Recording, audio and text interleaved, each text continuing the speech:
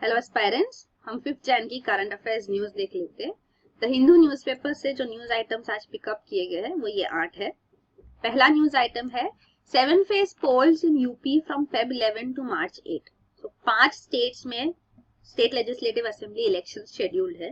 तो वो है उत्तर प्रदेश, उत्तराखंड, पंजाब, मणिपुर और गोवा। तो इन 5 स्टेट्स में असेंबली इलेक्शंस हो गए, इनका पोल शेड्यूल आ गया है। तो मॉडल कोड ऑफ कंडक्ट जो होता है वो विथ इमीडिएट इफेक्ट इफेक्टिव है। मतलब कि ये central government, state governments, respective state governments, political parties और उनके कैंडिडेट्स सब पे एप्लीकेबल है कि मॉडल कोड ऑफ कंडक्ट वो फॉलो करे। तो यहाँ पे चीफ इलेक्शन कमीशन ने क्लैरिफाई भी किया है कि अगर कोई भी कैंडिडेट इलेक्शन एक्सपेंडिचर कर रहा है जिसमें उनको पेमेंट करनी है 20,000 से ज्यादा, तो उनको ये पेमेंट चेक से ही करनी होगी। और हर एक कैंडिडेट के लिए एक मिनिमम लिमिट होता है, मैक्सिमम लिमिट होती है जहां तक वो इलेक्शन एक्सपेंडिचर कर सकते हैं। तो जो बड़े स्टेट्स है यूपी, पंजाब, उत्तराखंड, यहाँ पे हर कैंडिडेट के लिए लिमिट है 28 लाख की। और पर कैंडिडेट इन गोवा, मणिपुर, उनके लिए लिमिट है 20 लाख की। तो 20 lakh rupees per candidate spend होते हैं मैक्सिमम।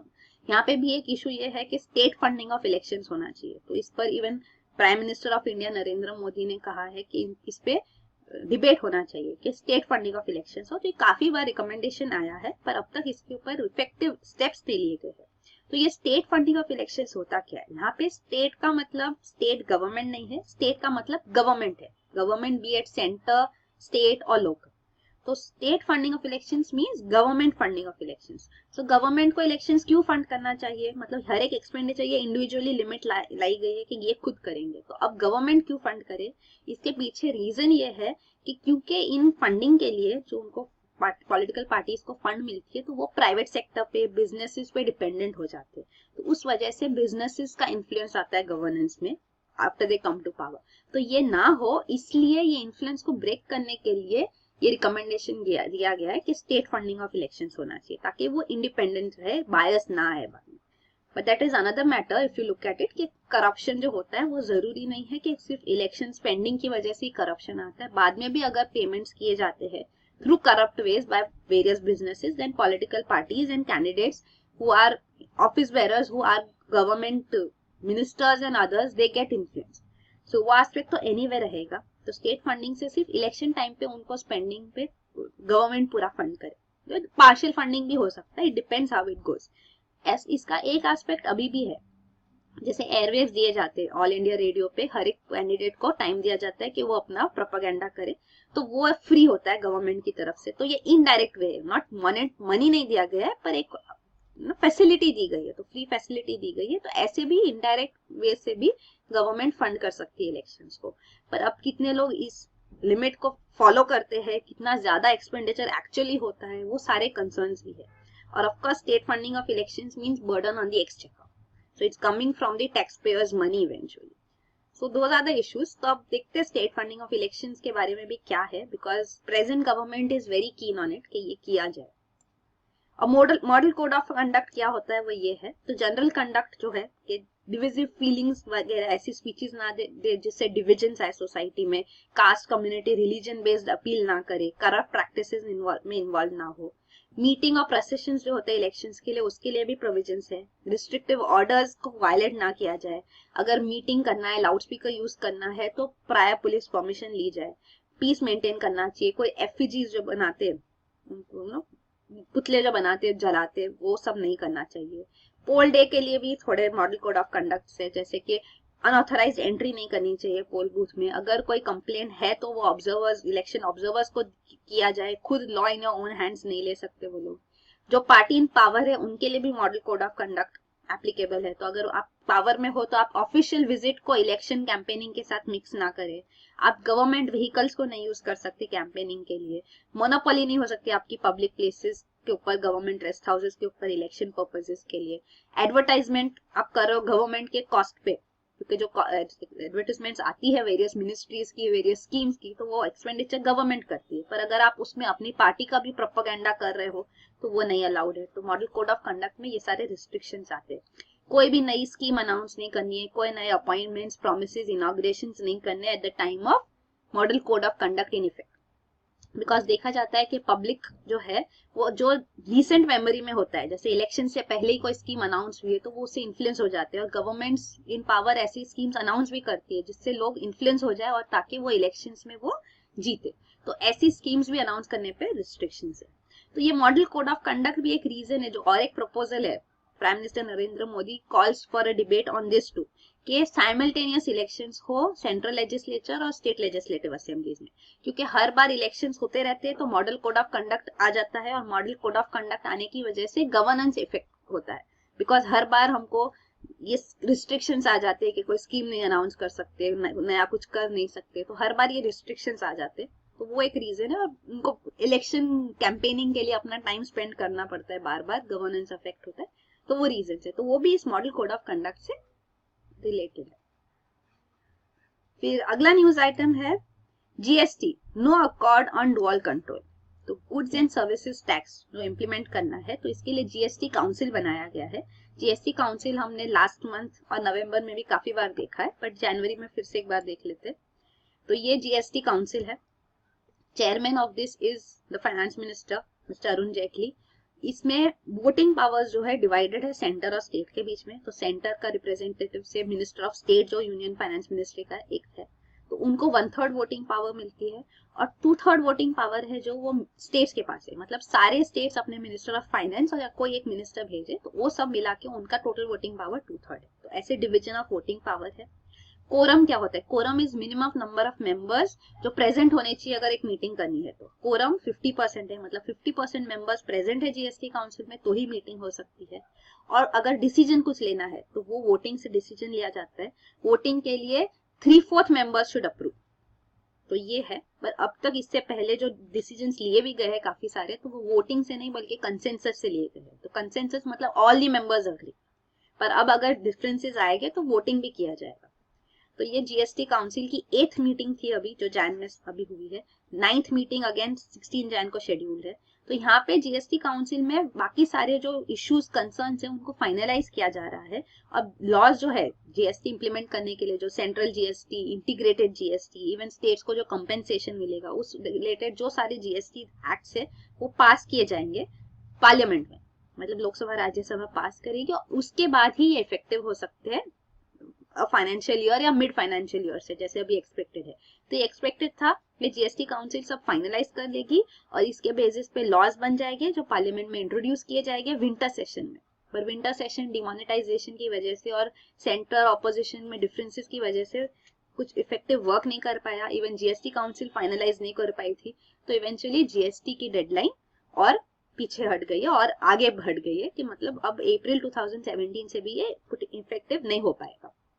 तो अब जो भी जीएसटी काउंसिल फाइनलाइज करेगी वो बजट सेशन में पार्लियामेंट के सामने जाएगा, और अगर वहां पे अप्रूव होता है, फाइनली एक्ट्स पास हो जाएंगे, तो then GST can be put into effect. तो ये है। अभी कंसर्न्स क्या है जीएसटी काउंसिल के सामने? 3 इंपॉर्टेंट कंसर्न्स आ रहे हैं। पहला है डुअल कंट्रोल के बारे में, dual control and cross empowerment के, कि कहाँ तक स्टेट गवर्नमेंट्स का कंट्रोल है जीएसटी के टैक्स के ऊपर और कहाँ सेंट्रल गवर्नमेंट का कंट्रोल है, और थोड़े एरियाज है जहाँ डुअल कंट्रोल होना चाहिए, तो वो कैसे होगा। तो डुअल कंट्रोल क्रॉस एम्पावरमेंट कैसे होगा, ये कंसर्न है। दूसरा कंसर्न है अबाउट टेरिटरी। तो टेरिटरी इंक्लूड्स 12 नॉटिकल माइल्स, मतलब water body 12 nautical miles beyond the coast, ये भी इंडियन टेरिटरी है। तो इस टेरिटरी में सर्विस टैक्स जो है अभी उनके कलेक्ट होता है वो सेंट्रल गवर्नमेंट कलेक्ट करती है। अब फिशिंग रिलेटेड जो भी टैक्सेस है वो स्टेट गवर्नमेंट कलेक्ट करती है। मतलब फिलहाल जुरिस्डिक्शन जो वेग है। तो अगर जीएसटी आ जाएगा तो goods and services tax is single tax which will be collected. तो वो टैक्स किसके अंदर जाएगा, तो वो एक कंसर्न है, क्योंकि फिलहाल जो है जैसे जो टैक्स जिसके अंदर है वहां जुरिस्डिक्शन उनका होगा, तो यहाँ पे दोनों का जुरिस्डिक्शन है, तो इसको रिजॉल्व करना है ये इशू को।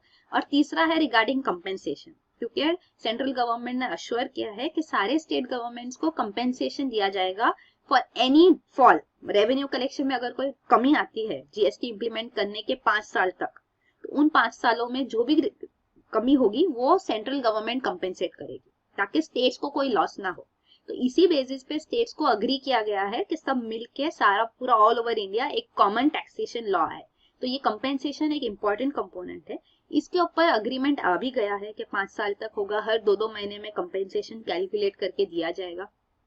पर अब स्टेट गवर्नमेंट्स का और एक कंसर्न आया है, क्योंकि डिमोनेटाइजेशन के बाद रेवेन्यू कलेक्शन और कम होने वाले हैं। तो अब उस केस में कंपेंसेशन कितना आएगा, कैसे आएगा, वो उनका एक कंसर्न है, जिस पर सेंट्रल गवर्नमेंट ने कहा है कि हम इसको भी कंसिडर करेंगे। तो अब देखते हैं नेक्स्ट। तो बेसिकली डुअल कंट्रोल के ऊपर अभी भी कंसेंसस या डिसीजन नहीं आ पाया है। तो अब और एक मीटिंग होगा जैन 16 को, तो अब फिर से जीएसटी काउंसिल न्यूज में आएगा, तब हम देखेंगे क्या फर्दर डेवलपमेंट हुआ है। तो ये है लास्ट 7th मीटिंग के फाइनलाइजेशन पे जो दिसंबर में हुई थी, क्या क्या फाइनल हुआ था उसके बारे में है। इसमें भी थोड़ा और डिटेल आपको मिलेगा कि जो ड्राफ्ट मॉडल जीएसटी बिल है वो अग्री कर दिया है, कंपेंसेशन बिल पे अग्री हो गए थे। ये जो डुअल कंट्रोल के ऊपर है कि जो 1.5 करोड़ एनुअल टर्नओवर है, इसके 1.5 करोड़ एनुअल टर्नओवर तक ये स्टेट गवर्नमेंट के अंदर होगा, और बियॉन्ड दिस होगा वो सेंटर और स्टेट शेयर करे, ऐसा स्टेट गवर्नमेंट्स का मानना है, पर central government does not agree on it. So there are differences of opinion on this कि हाउ शुड इट बी। और फिर इंटीग्रेटेड जीएसटी बिल के अंदर जो ये डुअल जुरिस्डिक्शन आ रहा है टेरिटरी के रिलेटेड 12 नॉटिकल माइल्स, वो एक कंसर्न है। Integrated GST how will it be distributed, क्योंकि सेंटर कलेक्ट करेगी, फिर कैसे स्टेट्स को डिस्ट्रीब्यूट होगा, वो कंसर्न है। तो ये सारे कंसर्न भी वर्कआउट किए जा रहे हैं। फिर अगला न्यूज आइटम है birds culled in Gujarat over fears of avian flu. So we have seen about the avian influenza. हमने देखा था कि मैसूर जू में भी कल की न्यूज में कि बर्ड फ्लू यहाँ पे कंफर्म हुआ था। जो सेम इंस्टीट्यूट है, national institute of high security animal diseases, इन्होंने वहां पे भी रिपोर्ट कंफर्म किया था कि एवियन इन्फ्लुएंजा है जिसकी वजह से बर्ड्स की डेथ हुई है। तो यही Indian council of agricultural research ICAR की ये इंस्टीट्यूट ने यहाँ पे भी कहा है कि बर्ड फ्लू की वजह से ही, एवियन इन्फ्लुएंजा की वजह से यहाँ पे भी बर्ड्स की डेथ हुई है। इसीलिए गुजरात हेल्थ मिनिस्ट्री ने कलिंग मतलब किलिंग ऑफ बर्ड्स इनिशिएट किया है यहाँ पे भी। तो 2000 बर्ड्स किल किए गए हैं ताकि एवियन इन्फ्लुएंजा स्प्रेड ना हो। इसके बारे में हमने डिटेल में कल बर्ड फ्लू डिस्कस किया था। फिर अगला न्यूज आइटम है Ken Betwa river linking project faces new hurdles. तो ये केन बेतवा इंटरलिंकिंग प्रोजेक्ट जो है, तो इंटर रिवर लिंकिंग प्रोजेक्ट काफी मेजर एक प्रोजेक्ट है इंडिया का, 1.5 लाख करोड़ इसका बजट है। उसमें जो first river linking project finalise हुआ और आगे पहुंचा है कोई स्टेज पे, वो है Ken Betwa river interlink project. इसका 10,000 करोड़ का बजट है। अब फिलहाल न्यूज ये है कि इसके अंदर फंडिंग कैसे होगा। तो नीति आयोग जो है वो कह रही है कि मध्य प्रदेश गवर्नमेंट जो इसका मेजर बेनिफिशियरी होगा ये प्रोजेक्ट का, वो 40% कंट्रीब्यूट करे प्रोजेक्ट कॉस्ट और रिमेनिंग 60% सेंटर करेगी। तो union ministry of water resources, जिनके मिनिस्टर जो water resource minister Uma Bharti, उन्होंने कहा है कि 90% सेंटर को देना चाहिए इसमें प्रोजेक्ट के लिए, क्योंकि अदरवाइज प्रोजेक्ट डिफिकल्ट होगा इम्प्लीमेंट करने को। ये केन बेतवा इंटरलिंक प्रोजेक्ट में काफी सारे और हर्डल्स आए हैं। ये एक नया फाइनेंशियल हर्डल आ रहा है। तो पहले जो हर्डल्स थे वो ये थे कि जो मध्य प्रदेश में ये रिवर लिंक प्रोजेक्ट आएगा, तो यहाँ पे पन्ना टाइगर रिजर्व है मध्य प्रदेश में, तो ये पन्ना टाइगर रिजर्व इस वजह से सबमर्ज हो जाएगा। कोर फॉरेस्ट एरिया यहाँ का 10% रीजन सबमर्ज हो जाएगा, क्योंकि रिवर लिंकिंग प्रोजेक्ट में यहाँ पे आप देख सकते हैं ये है पन्ना टाइगर रिजर्व यहाँ पे मध्य प्रदेश में। सो 2 स्टेट्स मेजर बेनिफिशियरीज है ये, बेतवा रिवर और केन रिवर। आप देख सकते हैं ये 2 रिवर्स यमुना की ट्रिब्यूटरीज है, यहाँ उत्तर प्रदेश और मध्य प्रदेश में फ्लो होती है। और ये इंटरलिंक प्रोजेक्ट है, ये लिंकिंग बनेगा, ये प्रपोज लिंक है, जिसकी वजह से 2 रिवर्स कनेक्ट हो जाएंगे, जिसकी वजह से वाटर प्रोपोर्शनेटली डिस्ट्रीब्यूट हो सकता है। और ये जो ड्रॉट प्रोन रीजन है, बुंदेलखंड रीजन भी यहाँ पे, उसको भी इरिगेशन फैसिलिटीज मिलेगी और major irrigation facility Madhya Pradesh को मिलेगी। और इस लिंक की वजह से यहाँ पे थोड़ा रीजन सबमर्ज हो जाएगा पन्ना टाइगर रिजर्व का। तो इसलिए national board of wildlife जो है, इससे हमने national board of wildlife से अप्रूवल भी मिल चुका है। इसके head union ministry of environment ही है, तो अगस्त 2016 में ये अप्रूवल मिल चुका है। फॉरेस्ट क्लियरेंस पेंडिंग है, तो ये सारे क्लियरेंस मिल जाने के बाद ये प्रोजेक्ट इंप्लीमेंट हो सकता है। पर अब जो नया हर्डल आ रहा है वो है फाइनेंसिंग का। तो अब देखेंगे इस पे फाइनल क्या डिसीजन लिया जाता है। और एक कंसर्न था, क्योंकि एनवायरमेंटलिस्ट ने भी इसको क्लियरेंस दिया है क्योंकि मेजर इरिगेशन प्रोजेक्ट है, लेकिन एक कंसर्न ये था कि जो यहाँ पे डैम्स बनाए जा रहे हैं, तो मकोडिया और धुआंधार डैम्स जो बने जा रहे हैं, तो धुआंधार डैम्स का अगर हाइट कम किया जाए तो पन्ना टाइगर रिजर्व का सबमर्जेंस कम हो सकता है, कम एरिया अफेक्ट होगी इससे। तो ये पॉइंट को भी रिफ्यूट किया गया है, क्योंकि union water resources minister Uma Bharti ने क्लैरिफाई किया है कि अगर डैम हाइट कम की जाएगी तो पूरा प्रोजेक्ट अनवायबल हो जाएगा, उसमें कोई बेनिफिट नहीं आएगा। तो इतना डैम हाइट तो चाहिए ही। तो इसीलिए इस रीजन की वजह से अब ये प्रोजेक्ट को एनवायरमेंटलिस्ट ने भी अप्रूवल दिया है। तो अब हम देखेंगे फाइनेंशियल एस्पेक्ट अगर क्लियरिफाई हो जाए तो प्रोजेक्ट इफेक्टिव हो जाएगा और इस पे काम स्टार्ट हो जाएगा। बाकी भी और इंटरस्टेट रिवर लिंकिंग प्रोजेक्ट्स है, तो ये इंटर रिवर लिंकिंग प्रोजेक्ट्स है। तो इसके ये ह्यूज प्रोजेक्ट है 5.6 लाख करोड़ का जैसे। तो इसमें दो पार्ट्स है, एक पेनिनसुलर रिवर्स और हिमालयन रिवर्स। तो पेनिनसुलर रिवर्स में भी डाइवर्जन चाहिए, जहाँ सरप्लस वाटर्स है, जैसे महानदी, गोदावरी, इसमें सरप्लस वाटर्स है। बाकी रिवर्स जैसे कृष्णा, कावेरी, पिन्नर, वाईगई, इसमें डेफिसिट है वाटर का। तो यहाँ पे ये लिंकिंग की वजह से ये सरप्लस डेफिसिट बैलेंस हो सकता है। और हिमालयन कंपोनेंट में भी ये चाहिए कि स्टोरेज रिजर्वायर्स बनाए जाए गंगा, ब्रह्मपुत्र और उनकी ट्रिब्यूटरीज पे, ताकि वाटर प्रोपोर्शनेटली डिस्ट्रीब्यूट हो सके और अवेलेबल रहे। बाकी भी और है, डिटेल प्रोजेक्ट रिपोर्ट्स बन रही है। केन बेतवा लिंकिंग प्रोजेक्ट ही है जो इतने स्टेज तक पहुंचा है। बाकी दो है यहाँ, पार तापी नर्मदा लिंक गुजरात महाराष्ट्र की, कोसी घाघरा बिहार नेपाल की, इस पे भी डिटेल प्रोजेक्ट रिपोर्ट्स फाइनलाइज की जा रही है। फिर अगला न्यूज आइटम है, supreme court schedules day to day hearings on Kaveri appeals from Feb 7। तो जो कावेरी वाटर डिस्प्यूट है, कावेरी रिवर वाटर शेयरिंग पे, ये बहुत पुराना डिस्प्यूट है।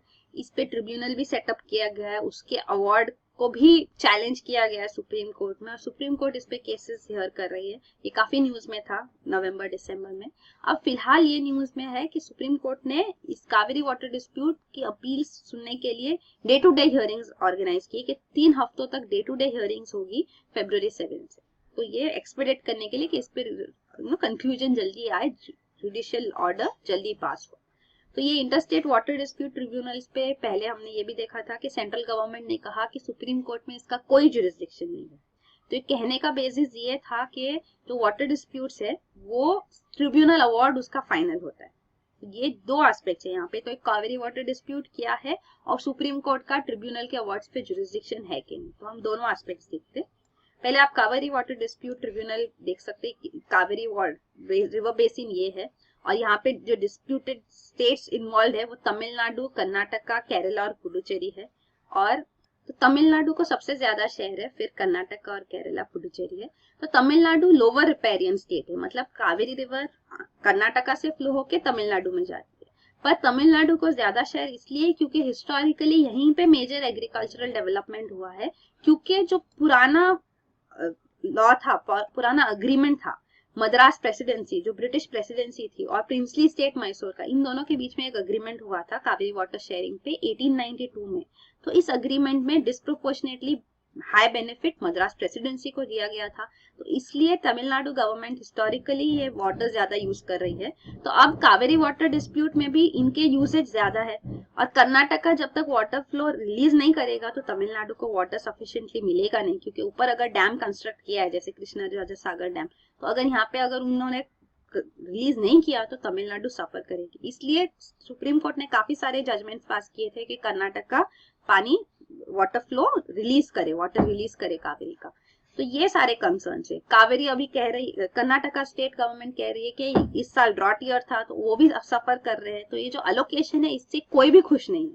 तमिलनाडु, कर्नाटका, केरला तीनों ने सुप्रीम कोर्ट में अपील किया है ट्रिब्यूनल अवार्ड पे। ट्रिब्यूनल भी सेटअप किया गया था 1990 में सुप्रीम कोर्ट के ऑर्डर पे, और इसका रिजल्ट आया, अवार्ड फाइनली आया 2007 में। It took years, 17 years. और उसके बाद जो अवार्ड आया उससे भी कोई सेटिस्फाइड नहीं है। और जब ट्रिब्यूनल के अवार्ड पे अपील किया गया सुप्रीम कोर्ट में, तो सेंटर कहती है सुप्रीम कोर्ट का कोई जुरिस्डिक्शन नहीं है। तो अब वो पार्ट भी हम देख लेते हैं। वैसे ट्रिब्यूनल अवार्ड अगर इम्प्लीमेंट किया जाता तो एक मेजर एस्पेक्ट था कि कावेरी मैनेजमेंट बोर्ड सेटअप किया जाए। तो ये परमानेंट बॉडी होगा जो देखेगा कि कावेरी ट्रिब्यूनल अवार्ड इम्प्लीमेंट होता है सही से कि नहीं। पर सेंट्रल गवर्नमेंट ने ये स्टेप अभी तक लिया नहीं है, तो अवार्ड भी फुलफिल नहीं हुआ है अब तक। प्लस जो अभी सुप्रीम कोर्ट का जुरिस्डिक्शन है कि नहीं, वो एस्पेक्ट पे हम अगर देखें तो ये स्टेटस है। दो आर्टिकल्स है कॉन्स्टिट्यूशन के, एक है आर्टिकल 262 और दूसरा है आर्टिकल 136। तो इन दोनों में क्या मेंशन्ड है वो हम यहाँ देख लेते हैं। ये दोनों आर्टिकल्स डिटेल्ड आउट है यहाँ पे। तो article 262 is regarding adjudication of disputes on interstate reverse. तो पार्लियामेंट इसके ऊपर लॉ बनाएगी कि ये disputes, interstate river water disputes है, वो कैसे रिजॉल्व होंगे। पार्लियामेंट ने लॉ बनाई है, वो है interstate water dispute tribunal act of 1956। तो ये एक्ट के अंदर होगा, और सेकेंड पार्ट में क्लियरली मेंशन्ड है कि parliament will provide that neither the Supreme court, ना सुप्रीम कोर्ट ना कोई और कोर्ट का जुरिस्डिक्शन नहीं होगा इन कंप्लेंट्स के ऊपर इंटरस्टेट रिवर वाटर डिस्प्यूट्स पे। तो ये क्लैरिफाइड है कि सुप्रीम कोर्ट जुडिशरी का इस पे जुरिस्डिक्शन नहीं होगा। फिर आर्टिकल 136 जो है वो है special leave to appeal by the Supreme Court. So ये है special power of Supreme Court की कोई भी अपील है, कोई भी मतलब अगर कोई जजमेंट है, सेंटेंस है, ऑर्डर है, कोई भी कोर्ट ने पास किया है, कोई भी ट्रिब्यूनल ने पास किया है इंडिया में, तो उसके ऊपर अपील सुप्रीम कोर्ट को जा सकती है। ये उसका डिस्क्रिशनरी पावर है सुप्रीम कोर्ट का। एक एक्सेप्शन है कि अगर कोई related to armed forces tribunal award या कुछ है, any law related to them, तो आर्म्ड फोर्सेस रिलेटेड उसमें अपील नहीं है, सुप्रीम कोर्ट को जुरिस्डिक्शन है। बाकी सब कुछ वो स्पेशल लीव ऑफ अपील में आर्टिकल 136 के अंदर पिटीशन एक्सेप्ट कर सकती है। तो ये SLP स्पेशल लीव पिटीशंस भी फाइल किए जाते हैं। तो इसी बेसिस पे सुप्रीम कोर्ट कह रही है कि ट्रिब्यूनल अवार्ड पे हमारा जुरिस्डिक्शन है। तो आर्टिकल 262 जो है वो कहते हैं, सुप्रीम कोर्ट का आर्ग्यूमेंट है कि ये ओरिजिनल जुरिस्डिक्शन मना करता है कि ओरिजिनली जो डिस्प्यूट है वो सुप्रीम कोर्ट के सामने नहीं आ सकती है, ट्रिब्यूनल के सामने ही जाएगी। पर ट्रिब्यूनल ने अवार्ड दे दिया, उस पर अगर कोई डिस्प्यूट है तो वो सुप्रीम कोर्ट के सामने आ सकती है। आर्टिकल 136 के अंदर सुप्रीम कोर्ट को कंप्लीट पावर। तो ये सुप्रीम कोर्ट के आर्ग्यूमेंट्स है, इसीलिए वो ट्रिब्यूनल अवार्ड पे केस सुन रही है। फिर अगला ये सारे जो है ये थोड़े बाकी सारे डिस्प्यूट्स है, इंटरस्टेट रिवर वाटर डिस्प्यूट्स, उनके बारे में है। तो अगर यूपीएससी में प्रीलिम्स में कोई क्वेश्चन है तो आपको थोड़ी नॉलेज होनी चाहिए सबकी। ये interstate river water dispute act है 1956 का, जो आर्टिकल 262 के अंदर एस्टैब्लिश किया गया है। इसके अंदर फिर ट्रिब्यूनल्स एस्टैब्लिश किए जाते हैं। तो फिलहाल हम देख रहे हैं कि हर जो रिवर वाटर डिस्प्यूट आता है उसके बेसिस पे एक ट्रिब्यूनल सेटअप किया जाता है। पर रिसेंटली सेंट्रल गवर्नमेंट ने कहा था लास्ट मंथ ही कि अब एक inter state water dispute tribunal permanently establish किया जाएगा और सारा डेटा रिकॉर्ड किया जाएगा रिगार्डिंग वाटर फ्लो वगैरह फॉर ऑल रिवर्स, ताकि जब भी कोई डिस्प्यूट आए तो ये ट्रिब्यूनल, परमानेंट ट्रिब्यूनल इस पे एजुडिकेट कर सके और डिसीजन क्विकली आ पाए। क्योंकि अब हम देख रहे हैं कि ईयर्स लगते हैं ट्रिब्यूनल को अवार्ड देने के लिए। तो ये मॉडिफिकेशन भी एक प्रपोज किया गया सेंट्रल गवर्नमेंट से। फिर अगला न्यूज आइटम है state media cautions China over India's labour cost. So India में लेबर कॉस्ट लो है, ह्यूज लेबर है, और चाइना में भी लेबर कॉस्ट लो है, लेकिन वहां पे एक एडवांटेज ये भी है कि वो स्किल लेबर है। तो इंडियन गवर्नमेंट भी इनिशिएटिव्स ले रही है, जैसे स्किल इंडिया मिशन है कि इंडियन लेबर को भी स्किल बनाया जाए ताकि इंडिया भी एक मैन्युफैक्चरिंग हब बन पाए जस्ट लाइक चाइना। तो अभी एप्पल का भी जैसा केस है जो हमने कल डिस्कस किया था कि एप्पल अपना मैन्युफैक्चरिंग बेस इंडिया में बनाना चाहता है सिंगल ब्रांड रिटेल के अंदर। तो ये इससे चाइना को भी अफेक्ट होगा ऑफ कोर्स, और इंडिया के पास एडवांटेज भी है। तो अगर इंडियन लेबर स्किल्ड हो जाए तो ह्यूज बिजनेस अपॉर्चुनिटीज इंडिया को मैन्युफैक्चरिंग एस्पेक्ट में मिलेगी। पर मैन्युफैक्चरिंग बेस बनाने में एक और एस्पेक्ट है कि अगर थोड़े इंडस्ट्रीज है जहाँ पे पोल्यूशन लेवल्स हाई होते हैं, एमिशंस हाई होते हैं, तो उन केसेस में इंडिया में एनवायरमेंटल कंसर्न्स भी इंक्रीज हो जाएंगे अगर मैन्युफैक्चरिंग हब बना इंडिया और manufacturing of such hazardous industries ज्यादा हो गया तो वो एक कंसर्न है। लेकिन इंडिया में huge labour demand, labour market generate होगा और इंडियन लेबर बेनिफिट करेगा। और over a period of time हम ये भी देखते हैं कि स्किल लेबर के फिर उनका वेजेस भी बेटर मिलते हैं। तो hopefully it would be beneficial for India on a much larger scale than the negative aspects जो एनवायरमेंटल कंसर्न्स है उसको भी ध्यान में रखा जाए। तो India can become a manufacturing hub just like China presently. फिर अगला न्यूज आइटम है ministry seeks duty cut for leased planes. तो ये यूनियन सिविल एविएशन मिनिस्ट्री का प्रपोजल है मिनिस्ट्री ऑफ फाइनेंस के पास कि जो एक्साइज कस्टम ड्यूटी जो होती है जब इंपोर्ट किया जाता है, तो शेड्यूल्ड एयर ऑपरेटर्स जब एयरक्राफ्ट इंपोर्ट करती है तो उनको 0% कस्टम ड्यूटी पे करनी पड़ती है। जब नॉन शेड्यूल्ड ऑपरेटर्स लाइक जो लोअर लेवल के जैसे अल्केमिस्ट एयरवेज, एयर ओडिशा, ये जब एयरक्राफ्ट इंपोर्ट करते हैं तो उनको 2.5% इंपोर्ट ड्यूटी पे करनी पड़ती है। पर जो थर्ड कैटेगरी है अदर्स के लिए 21% इंपोर्ट ड्यूटी है। और जो लीजिंग कंपनीज है जो एयरक्राफ्ट लीज करती है वो अदर्स कैटेगरी में आती है और उनको 21% इंपोर्ट ड्यूटी पे करनी पड़ती है। हालांकि वो इंपोर्ट मतलब लीज ही कर रहे, लीज करना मतलब भाड़े पे लेना जैसे। तो अगर लीज एयरक्राफ्ट ये अगर शेड्यूल्ड कंपनीज ऑपरेटर्स यूज करे तो उनके ऊपर 0% कस्टम ड्यूटी हो, और अगर नॉन शेड्यूल्ड तो उनपे 2.5% कस्टम ड्यूटी हो। ये प्रपोजल है यूनियन सिविल एविएशन मिनिस्ट्री का फाइनेंस मिनिस्टर को, जो कंसिडर किया जाएगा। और लास्ट न्यूज आइटम है a new human organ discovered. So ये हिंदू में मेंशन था इसलिए पिकअप किया गया। मेसेंट्री करके एक ऑर्गन है जो एब्डोमिनल वॉल को, पोस्टीरियर एब्डोमिनल वॉल को अटैच्ड होता है और ये काफी सारे ऑर्गन्स को कनेक्ट करता है, जैसे कि इंटेस्टाइन्स है, small intestine, stomach, pancreas, spleen, और ये सारे ऑर्गन्स इससे कनेक्टेड होते हैं। तो पहले ये समझा जाता था कि ये फ्रेगमेंटेड स्ट्रक्चर है, पर अब ये सामने आया है कि ये एक यूनिफाइड स्ट्रक्चर है और इसको ये नाम दिया गया है मेसेंट्री। तो ये न्यू ऑर्गन नाम है, इसलिए ये न्यूज में है और आपको पता होना चाहिए। बाकी generally UPSC biology related question तो पूछते नहीं है, बट क्योंकि अगर न्यूज में है तो पूछ भी ले। तो यही है आज के न्यूज आइटम्स। Thank you.